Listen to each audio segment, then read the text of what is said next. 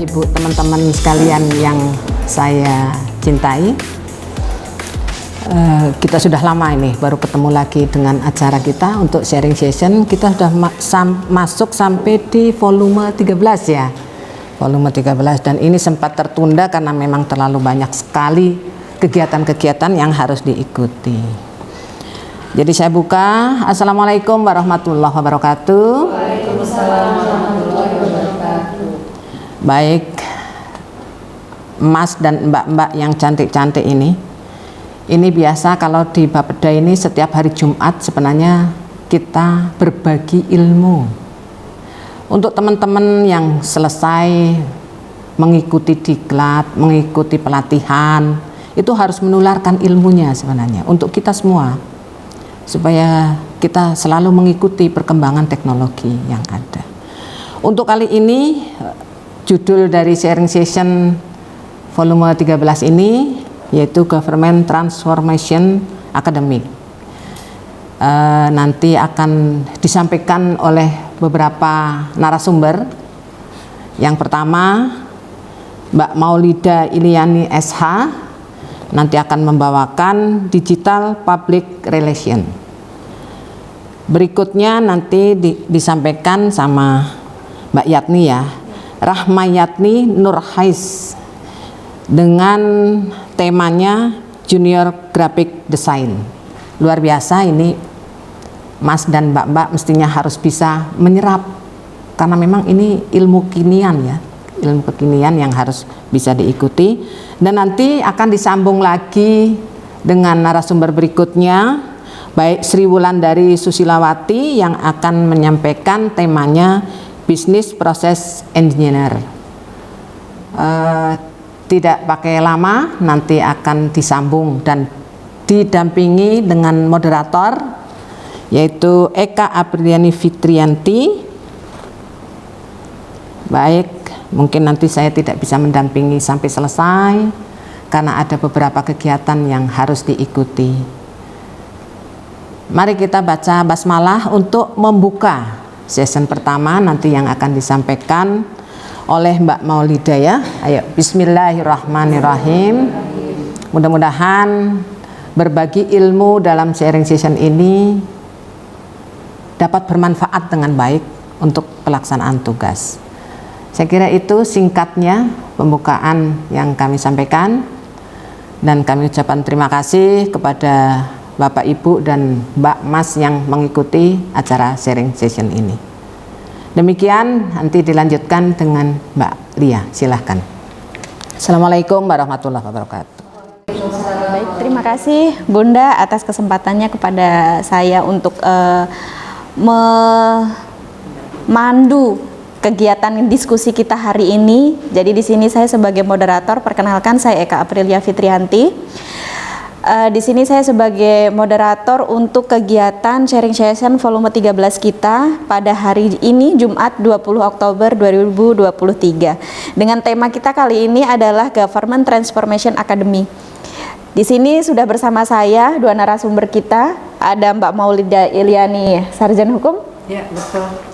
Nanti akan menyampaikan beberapa materi pelatihan yang telah diterima pada beberapa bulan yang lalu dengan tema Digital Public Relation. Ini lagi in banget ya, Public Relation ini ya. Iya, betul, sedang. Karena kita lagi era-era digital nih, ini penting banget nih buat kita semua. Berikutnya ada ujung Mbak Rahmayatni Nurhais STR GZ. Ini nanti akan sedikit menyampaikan terkait Junior Graphic Design. Ini penting nih buat kita nanti, entah paparan, entah di dunia digital sekarang yang serba apa-apa konten ya. Nah, ini sangat penting nih, nanti terkait Junior Graphic Design ini nanti akan praktek juga bagaimana caranya, best practice-nya untuk mendesain sedikit aja nanti gambarannya. Oke, berikutnya langsung saja. Tidak perlu lama-lama, nanti kita sepakati terlebih dahulu untuk waktu kita. Jadi untuk masing-masing narasumber nanti saya berikan waktu untuk memaparkan beberapa materi terkait materi yang akan disampaikan selama kurang lebih 15 menit mungkin cukup untuk masing-masing narasumber. 10 cukup. Oh, 10, baik. Masing-masing narasumber kita berikan waktu 10 menit. Nanti akan kita sambung di sesi diskusi. Nanti akan kita berikan waktu untuk diskusi mungkin sekitar 30 menit. Nanti kita bagi beberapa sesi, ada beberapa pertanyaan yang kiranya nanti akan dijawab oleh narasumber kita yang sudah expert dalam bidangnya. Bismillahirrahmanirrahim. Assalamualaikum warahmatullahi wabarakatuh. Terima kasih atas kehadiran teman-teman dari berbagai universitas ya. Ini sharing session yang cukup istimewa sih ya. Karena kita dihadiri oleh banyak dari eksternal Bapeda. Oke.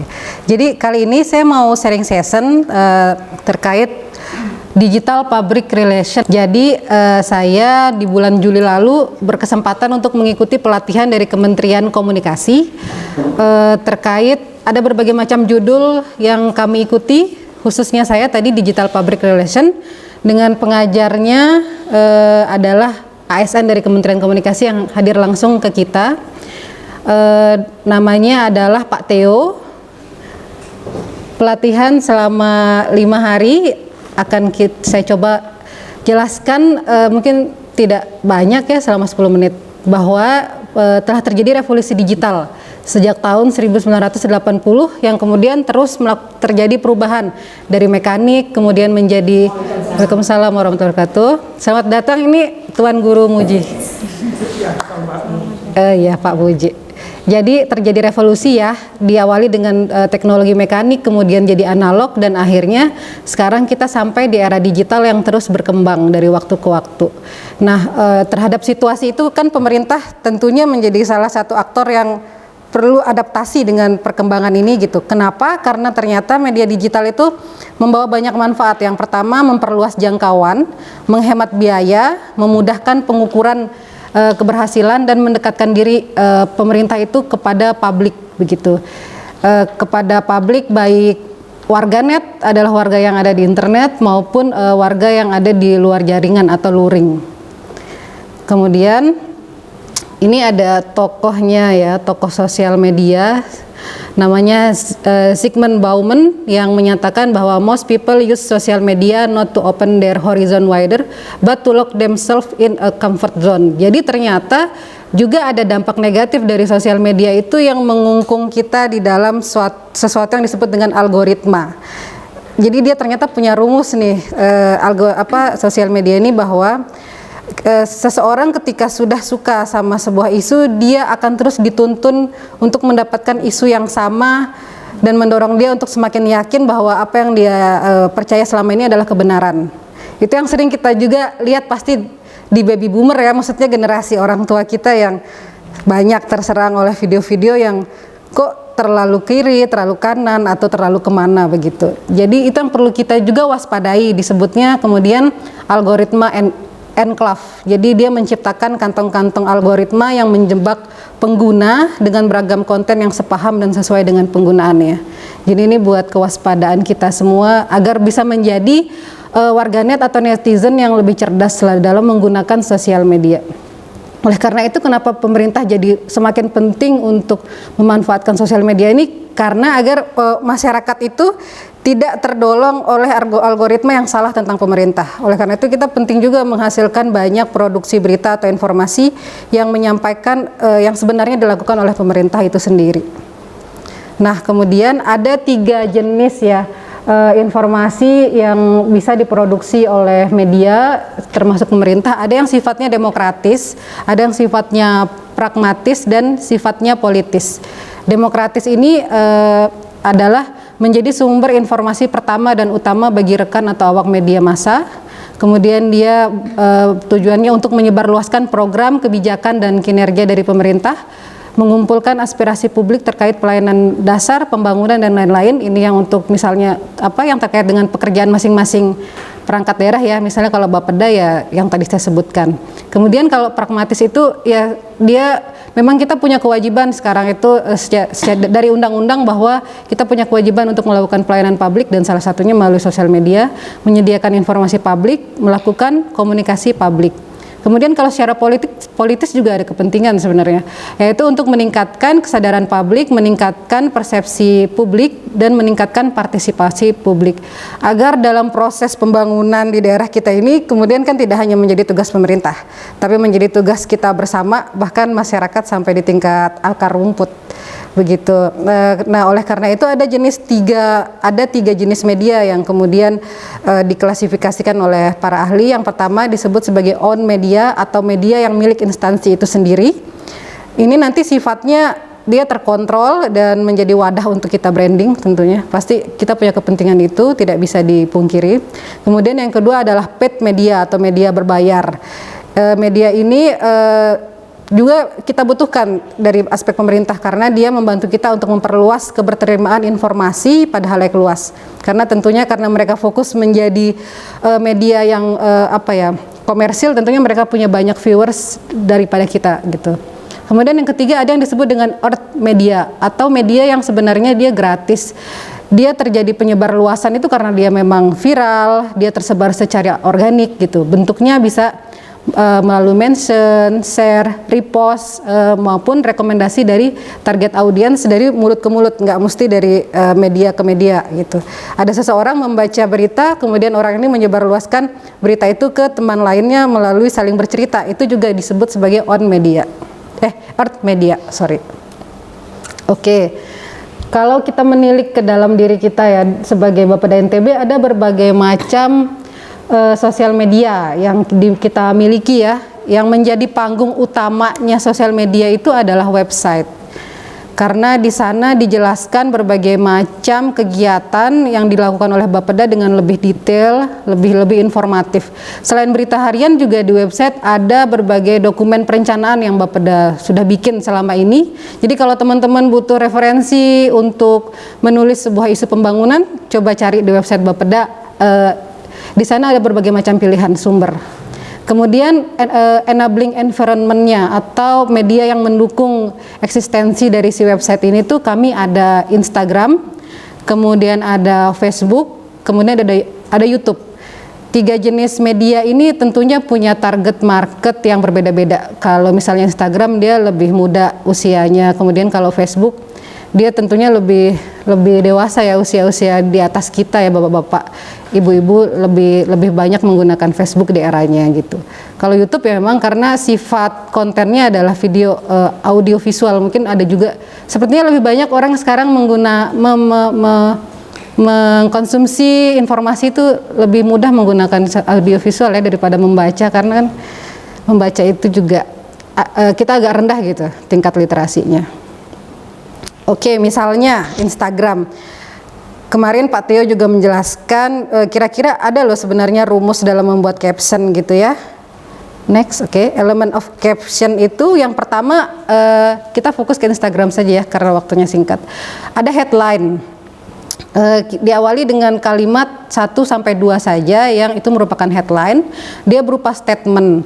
Dia sebenarnya seperti judul sih, judul dari isi yang nanti akan kita sampaikan. Bisa bentuknya statement, bisa bentuknya pertanyaan, karena judul dengan kalimat tanya itu kan membuat orang tertarik untuk membaca selanjutnya, karena orang penasaran. Misalnya ini contohnya tentang jalan tol ya. Dengan latar Gunung Kelabat, jalan tol terpanjang di Pulau Sulawesi ini tampak megah ya sahabat gitu. Jadi dia seperti sudah ini statement sih ini sifatnya. Jadi dia statement bahwa tol yang kami bikin nih megah dan bagus loh gitu. Ini pemerintah yang punya ya. Kemudian ada body namanya. Setelah headline ada body. Dia ini substansi dari informasi yang ingin disampaikan, tapi dia kalau bisa karena Instagram ini usianya rentangnya muda ke bawah kan, jadi simple sentences gitu. Dan isinya itu lebih ke data-data yang konkret, misalnya gini, jalan tol Manado Bitung dengan panjang keseluruhan 39,85 km memiliki peran penting menunjang perekonomian Sulawesi Utara dengan memangkas waktu tempuh Manado Bitung dari 1,5 jam menjadi 30 menit. Dari satu paragraf ini aja kita bisa menemukan banyak klaim ya, klaim-klaim positif loh dari pemerintah.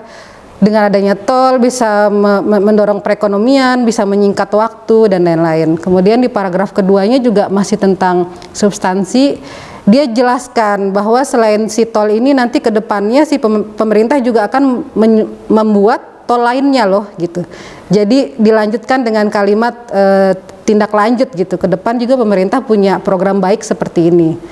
Nah, kemudian ada selanjutnya namanya call to action. Jadi ini terkait dengan apa sih yang ekspektasi yang kamu inginkan terjadi pada orang yang membaca caption ini gitu. Nah, itu ada di kalimat ini. Kita bisa pakai juga, ini dia kasih contoh tagar sahabat PUPR, karena kan tagar ini kan membantu kita untuk mencari semua informasi yang terkait dengan sahabat PUPR kan. Kalau kita searching di internet sahabat PUPR, semua konten terkait itu muncul. Jadi dia bilang sahabat PUPR di Sulawesi Utara sudah pernah melintasi tol ini gitu. Itu menarik perhatian orang untuk mencoba hal yang sudah dilakukan. Kemudian terakhir adalah hashtag sigap membangun negeri. Jadi hashtag ini bisa isinya itu bisa brand, tren atau konten gitu. Jadi dia seperti apa ya, dia memberikan nama program dari apa yang dilakukan adalah ini bentuk dari sigap membangun negeri. Kalau misalnya kami di Bapeda dulu kami pakai tagarnya NTB Gemilang, kalau sekarang kami pakai tagarnya NTB Maju Melaju. Nah, itu kan jadi visi utama dari pembangunan kita gitu. Oke, kita lanjut, ini masih ada waktu, nanti diingetin ya. Nah, kemudian kalau terkait hashtag tadi ada berbagai macam jenis hashtag sebenarnya yang bisa kalian manfaatkan untuk meningkatkan keterbacaan dari konten yang kalian bikin. Jadi ada namanya trendy hashtag, gitu adalah hashtag yang sedang trending saat itu. Ada spesifik, ada niche hashtag, yaitu kita bisa juga tandai tagarnya dengan spesifik audiens, misalnya kawan muda atau apa gitu. Kemudian ada brand hashtag, yaitu terkait dengan apa sih produk yang dihasilkan gitu. Klasik hashtag old ini sebenarnya saya lupa ini apa penjelasannya. Kemudian yang kelima adalah provokatif hashtag, tentunya pakai hashtag yang bisa memprovokasi orang untuk tergugah sama apa ya movement atau informasi yang kita sampaikan gitu. Nah, kemudian caption tadi kita udah bikin, kemudian respon kan. Ketika kita bikin informasi kan ada respon-respon yang muncul. Ternyata juga ada pilihan-pilihan reaksi yang bisa kita ambil ketika respon itu munculnya begini gitu. Misalnya respon yang muncul adalah dukungan. Jadi reaksi kita adalah meresponnya dengan positif gitu. Kalau misalnya responnya adalah saran, maka reaksi kita merespon kemudian memfollow up-nya. Kalau misalnya koreksi, kita respon lalu sampaikan untuk kami akan perbaiki. Kalau misalnya kritik, bisa direspon atau bisa diabaikan, karena kalau misalnya kita respon terlalu panjang, kadangkala di sosial media sulit untuk menyampaikan hal yang sebenarnya gitu ya, malah akan digoreng kemana-mana. Kemudian kalau ejekan diabaikan saja, kalau spam itu diblok saja, kalau pertanyaan itu respon dan sampaikan, akan kami koordinasikan jawabannya apa. Kalau politis tuh abaikan saja, karena memang kita lembaga pemerintah ya, kita mengurangi aspek-aspek yang ke arah sana begitu. Nah, kita ini jadi sebenarnya ya, ketika kita sudah membuat konten dari berbagai macam sosial media itu ada alat loh untuk melihat seberapa efektif sih konten yang kita udah bikin selama ini gitu. Nah, kalau secara organik atau memang bawaannya aplikasi itu tuh sudah ada, seperti Facebook, Instagram, Twitter, TikTok, YouTube tuh mereka punya analytic toolsnya. Namanya Insight. Nah, kalau yang misalnya yang tidak bawaan itu ada namanya Google Analytics, Brand24 sama Netlytics gitu. Jadi misalnya ini belum ke ini ya, kita lihat dulu situasinya. Ini contoh dari analytic toolsnya yang organik dari Facebook dan Instagram, teman-teman mungkin nggak terlalu kelihatan ya. Jadi misalnya Facebooknya Bapeda sampai PPT ini saya bikin waktu itu pengikutnya lebih banyak Instagram. Jadi pengikut Facebook kita itu 1220, Instagram kita 1385. Namun dari keduanya ini, dari jenis kelaminnya atau gendernya tetap dominan laki-laki gitu. Jadi kita bisa melihat hal-hal gitu loh dari dari insight yang ada di Facebook dan Instagram. Oke. Kemudian kalau kita telusuri lagi, misalnya tadi kan insight masih gambaran umum tentang followersnya ya. Kemudian ada lagi yang lebih detail gitu.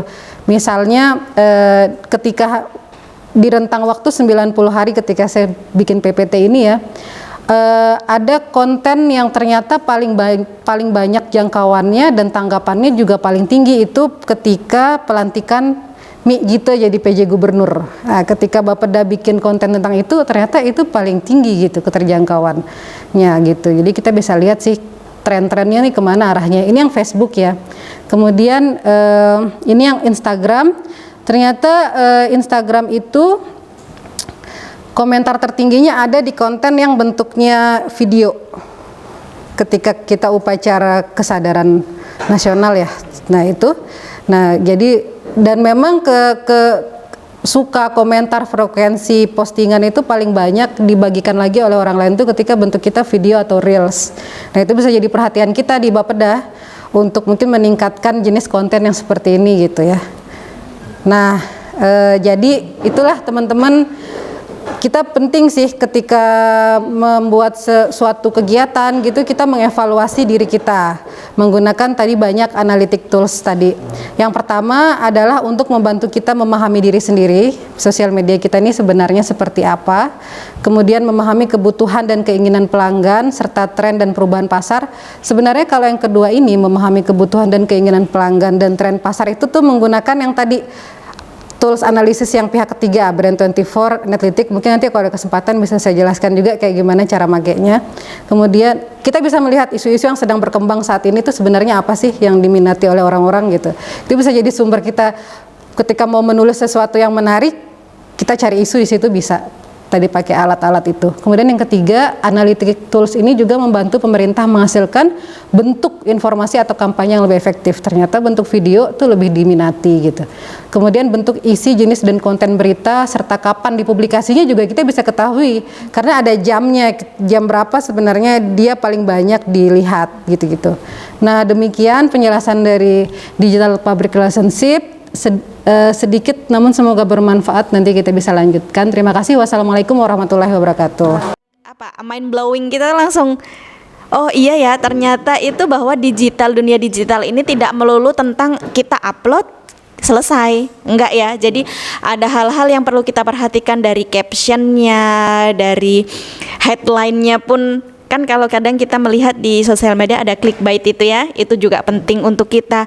Nah, perlu juga adanya analytic tools tadi sebagai apa? Sebagai bahan evaluasi konten-konten kita, bagaimana sih sebenarnya keterjangkauannya, sampai manakah, siapa saja yang kita jangkau, terus jam-jam yang efektif agar konten kita bisa sampai kepada sasaran atau kepada audiens kita, seperti itu.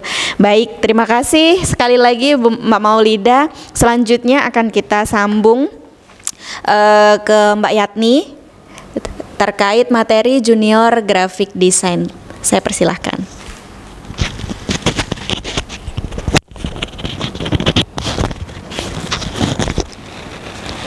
Terima kasih atas kesempatan yang telah diberikan. Assalamualaikum warahmatullahi wabarakatuh.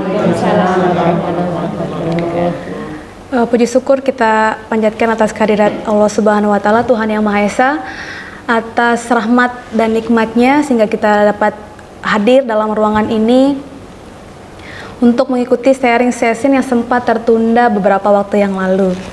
Jadi di sini saya ingin membagikan hasil pelatihan yang kami ikuti pada bulan Juli, waktu yang minggu pertama bulan Juli ya, yaitu terkait Government Transformasi Academy, yang mana GTA ini merupakan pengembangan sumber daya manusia yang bertujuan untuk meningkatkan kompetensi ASN, baik non ASN ya karyawan di pemerintah pusat atau pemerintah daerah ataupun pemerintah desa, untuk meningkatkan akselerasi transformasi digital gitu. Jadi pada saat itu saya mendapatkan tema pelatihan yaitu Junior Graphic Design. Junior Graphic Design. Jadi terdiri dari kata Junior Graphic Design. Mungkin teman-teman di sini lebih familiar ya dengan istilah desain grafis. Kalau di Indonesia kan graphic design itu ada desain grafis. Junior berarti masih dasar ya, bukan senior gitu kan, gitu. Kita lanjut.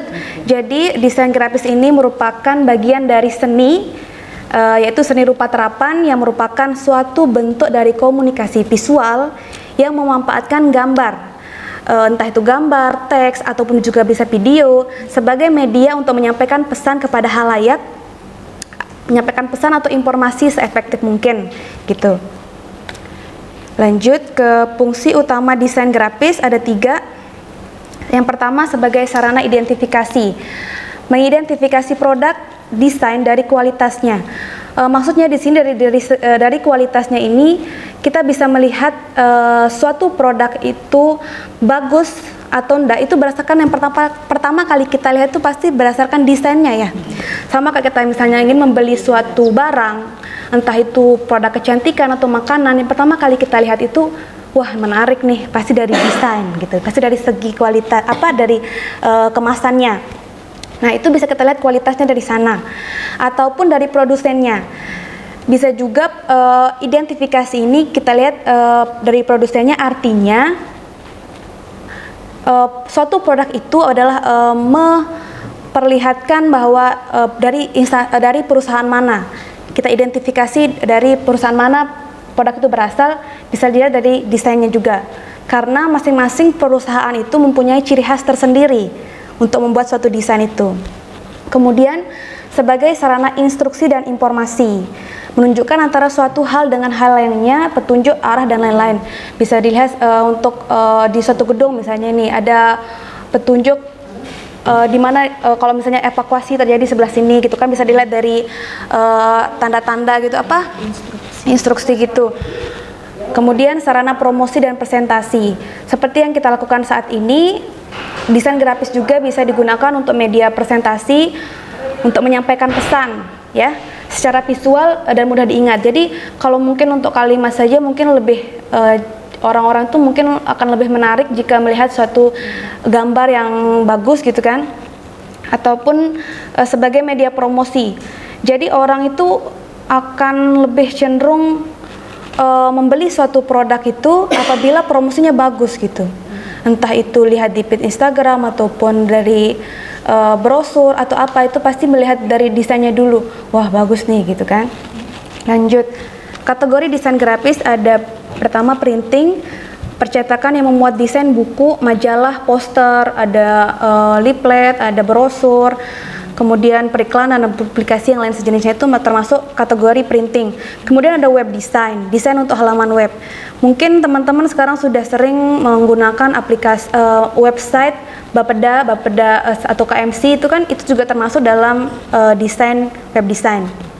Kemudian untuk film, ini termasuk multimedia untuk promosi, jadi lebih kompleks, video. Kemudian ada logo, itu termasuk juga jenis kategori desain identifikasi.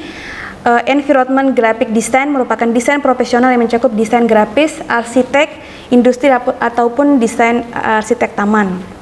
Dan terakhir ada desain produk. Kemudian nah ini program aplikasi desain grafis. Mungkin teman-teman PPID di sini lebih dulu ya mengenal ini dibandingkan saya. Banyak sekali program aplikasi desain grafis. Yang pertama itu aplikasi pengolah vektor atau garis, yang mana ini dapat digunakan untuk membuat gambar dalam bentuk vektor atau garis atau logo. Ini contohnya itu ada Adobe Illustrasi atau AI, kemudian ada aplikasi Inkscape juga. Kemudian yang kedua ada aplikasi pengolah pixel atau gambar. Jadi kita bisa mengolah gambar, membuat desain seperti desain banner atau desain yang digunakan untuk media promosi sharing session ini, itu bisa juga menggunakan Photoshop atau memanipulasi foto, mengganti background atau mengedit foto gitu kan, mempercantik, itu bisa menggunakan Adobe Photoshop atau Corel. Kemudian lanjut aplikasi pengolah film atau video, mengolah film dalam berbagai macam format, pemberian judul, teks, efek khusus, tapi ini tidak lebih detail, nanti Premiere Pro yang lebih detail. Ini contohnya Adobe Effect Shop, saya lupa. Kemudian aplikasi pengolah multimedia ini lebih kompleks. Contohnya itu untuk membuat film, video yang lebih membutuhkan berbagai macam desain di sini, entah penggabungan gambar atau suara, itu contohnya Adobe Premiere Pro. Nah, jadi yang ingin saya sampaikan di sini, pada saat kita melakukan pelatihan, kami cuma mendapatkan pelatihan Adobe Photoshop sama AI, Adobe Illustrator, tapi itu tidak mendetail, Mbak. Jadi cuma dasar-dasarnya saja sesuai dengan judulnya Junior Graphic Design gitu. Nah, ini yang ingin saya sampaikan di sini yaitu adalah dari berbagai macam aplikasi yang setelah saya sebutkan tadi, saya ingin mengajak teman-teman di sini untuk menggunakan Canva. Kenapa? Karena banyak sekali kelebihannya. Yang pertama, mudah digunakan. Jadi untuk bapak-bapak atau ibu-ibu di sini yang tidak terlalu paham gitu dengan desain dan masih awam, masih seperti saya kan baru-baru belajar, kita bisa menggunakan Canva karena sangat mudah digunakan. Kita baru buka Canva, kita sudah bisa karena fitur-fitur desain itu sangat beragam. Misalnya bapak ibu sekarang mau buat, teman-teman membuat presentasi, kita bisa memilih di sana berbagai template. Ada di sana, kemudian mengedit, membuat brosur. Kalau misalnya menggunakan Photoshop itu agak susah, harus kita paham icon-icon atau fitur-fitur yang ada. Kalau menggunakan Canva itu di sana sudah langsung ada template-templatenya, tinggal kita gunakan dan sesuaikan sesuai dengan yang diinginkan. Entah itu membuat cover buku, bahkan konten Instagram pun sekarang sudah bisa dibuat di Canva. Bikin video gitu. Kemudian yang ketiga, kelebihan dari Canva ini yaitu mempunyai 2 tampilan mode. Yaitu pertama, kita bisa mengakses menggunakan Windows laptop, yaitu dengan mengetik Canva langsung keluar nanti di sana, langsung bisa digunakan. Kemudian ataupun kita bisa menggunakan handphone, kita juga bisa ngedit dengan mendownload aplikasi Canva itu. Kemudian yang keempat, ada fitur save otomatis. Nah, biasa kan kita sangat disibukkan dengan membuat PPT, presentasi. Kalau misalnya kita menggunakan Microsoft PowerPoint, ketika laptop kita hang ataupun mati, biasa kan tidak ke-save. Kalaupun ke-save, terakhir yang kita kerjakan itu biasanya tidak ke-save. Nah, kalau untuk di Canva kita mau langsung close, kita mau langsung matikan laptopnya atau apa, dia sudah langsung ke-save otomatis. Kemudian yang terakhir, Canva ini pun terintegrasi dengan platform lain. Jadi nyambung dengan yang dibahas tadi. Pertama, jadi kalau kita sudah mengedit, membuat konten di Canva, kita bisa langsung mengupload atau mengunggahnya ke platform lain seperti Instagram, Facebook, TikTok dan lain-lain gitu. Itulah kelebihannya Canva, makanya saya di sini merekomendasikan karena lebih sangat mudah digunakan. Kemudian ini adalah tampilan ketika saya membuat presentasi ini pun menggunakan Canva. Walaupun di sini ada yang berbayar, tapi yang gratis pun sangat banyak dan itu bagus. Pada saat terakhir pelatihan, pelatih kita men-share link yaitu Pakdora ya. Ini tuh untuk membuat template kemasan berbagai jenis produk. Ya, jadi ini mungkin saya men-share ini mungkin teman-teman di sini butuh untuk platform ini karena mungkin ada yang ingin terjun ke dunia bisnis ataupun untuk hal yang lainnya. Karena di sini tuh aplikasi platform Pakdora ini sudah banyak sekali kemasan yang disediakan, entah itu kecantikan ataupun kemasan produk makanan dan lain-lain tuh ada. Dan dia tuh enaknya tuh 3D. Jadi kita bisa melihat dari atas, bawah, samping, kiri, kanan, sudah ada. Tinggal kita ketik mau seperti apa, mau tambah desain seperti apa, sudah ada di sana, gitu. Ini juga berupa template yang lain. Itu saja mungkin dari saya. Ini situasi belajar pada saat kita pelatihan. Saya ingin sharing sedikit dah mungkin ya. Pada saat masih ada waktu. Pada saat pertama pelatihan kita itu waktu itu diminta untuk mempresentasikan logo dari sebuah perusahaan atau logo dari institusi pemerintah, dan kita diminta untuk menjelaskan makna dari logo itu per masing-masing orang, bahwa misalnya logo ini warnanya, dari bentuknya dia seperti bulan sabit, garis yang ada itu ada makna. Dan jadinya saya baru tahu seperti itu. Jadi logo itu ternyata kompleks sekali dan sangat susah dibuat. Saya kira cuma menambah-nambahkan ini sudah, ternyata susah. Terus yang kedua, di hari kedua atau ketiga itu kita diminta untuk presentasi kelompok untuk membuat logo. Nah di sana itu tapi kita kelompok. Setelah itu presentasi dan post-test selesai. Itu saja mungkin dari saya. Terima kasih atas perhatian teman-teman. Assalamualaikum warahmatullahi wabarakatuh. Waalaikumsalam warahmatullahi wabarakatuh. Oke, baik. Terima kasih Mbak Yatni. Menarik sekali ya teman-teman ya. Apalagi terkait desain nih. Kita apalagi yang masih awam sekali terkait dunia desain, ini bisa membuat kita pencerahan ya bagi kita semua bahwa oh ternyata desain itu penting loh untuk sebuah produk atau sebuah konten yang akan kita sajikan dalam media sosial kita, apalagi ya Mbak Walidah terlebih dari PPID ya, sebagai media memberikan informasi kepada khalayak umum bahwa di pemerintahan ini ada Bapeda loh, kami berperan sebagai apa. Nah, yang bagaimana tampilan lebih menarik nanti akan dibentuk dalam suatu desain yang menarik. Nah, kalau saya lihat ini untuk logo atau untuk desain ini bisa jadi sebuah branding juga ya.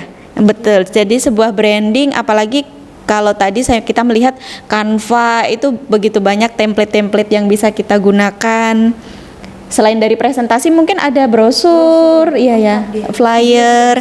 Oh, video bisa juga. Memperbarui dia. Oke, bagus sekali sudah diupdate. Apalagi kalau untuk Pakdora tadi saya juga baru melihat untuk Pakdora, untuk teman-teman yang membuka UMKM misalnya atau yang membuka bisnis online bisa juga mencoba untuk Pakdora ini, daripada kita jauh-jauh untuk datang ke desain itu kan, desain percetakan, mending kita desain sendiri sesuai dengan keinginan kita, tinggal kita kirim ke percetakan seperti itu.